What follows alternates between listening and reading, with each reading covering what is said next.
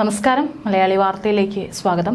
ഇടക്കാലത്ത് India China ബന്ധത്തിൽ പുരോഗതി ഉണ്ടായെങ്കിലും വീണ്ടും വിള്ളൽ വീഴ്ത്തി പുതിയ സംഭവവികാസങ്ങൾ ഉണ്ടാവുകയാണ്. അതിനെല്ലാം തന്നെ മുൻകൈയെടുക്കുന്നത് ചൈന തന്നെയാണ്. ആ കാര്യത്തിൽ യാതൊരു സംശയവും വേണ്ട. അതിർത്തിയിൽ 2 കൗണ്ടികൾ നിർമ്മിക്കാനുള്ള ചൈനയുടെ നീക്കത്തിൽ ഇന്ത്യ കടുത്ത പ്രതിഷേധം അറിയിച്ചിരിക്കുകയാണ്.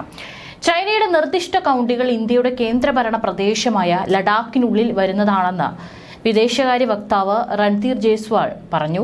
പരമാധികാരം സംബന്ധിച്ച ഇന്ത്യയുടെ നിലപാട് സ്ഥിരതയുള്ളതാണ്.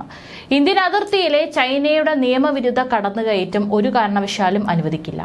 നയതന്ത്ര ചാനലുകൾ വഴി ശക്തമായ പ്രതിഷേധം ചൈനയെ അറിയിച്ചെന്നും അദ്ദേഹം പറഞ്ഞു.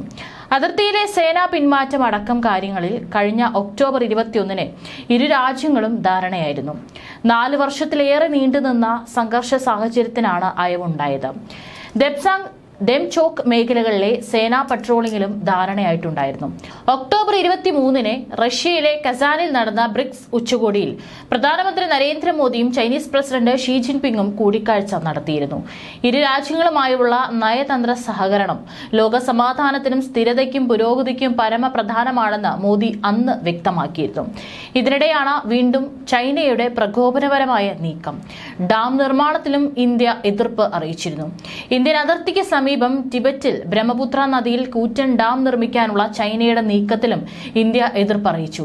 ബ്രഹ്മപുത്ര നദി കടന്നു പോകുന്ന ഇന്ത്യൻ സംസ്ഥാനങ്ങളുടെ താൽപര്യങ്ങൾ ഹനിക്കപ്പെടരുത്. കാര്യങ്ങൾ തുടർച്ചയായി ഇന്ത്യ നിരീക്ഷിക്കുന്നുണ്ട്. രാജ്യത്തിന്റെ താൽപര്യം സംരക്ഷിക്കാൻ ആവശ്യമായ നടപടിയെടുക്കുമെന്നും ജയ്സ്വാൾ പറഞ്ഞിരുന്നു. ഡാം നിർമ്മാണം അരുണാചൽ പ്രദേശ്, അസം സംസ്ഥാനങ്ങളിലെ പാരിസ്ഥിതിക സന്തുലിതാവസ്ഥയെ ബാധിക്കുമെന്നും ഇന്ത്യക്ക് ആശങ്കയുണ്ട്. വിദഗ്ധ തലത്തിലും നയതന്ത്ര തലത്തിലും ഇന്ത്യയുടെ നിലപാടും ആശങ്കയും അറിയിച്ചു. കൂടിയാലോചന ആവശ്യമുള്ള വിഷയമാണ്. പുതിയ ഡാം നിർമ്മിക്കാനുള്ള തീരുമാനം ഡിസംബർ 25-നാണ് ചൈന പുറത്തുവിട്ടത്. പദ്ധതിക്ക് $137 ബില്യൺ ചിലവ് വരുമെന്നാണ് പ്രതീക്ഷ. വിഷയത്തിൽ ബംഗ്ലാദേശും ആശങ്കയിലാണ്.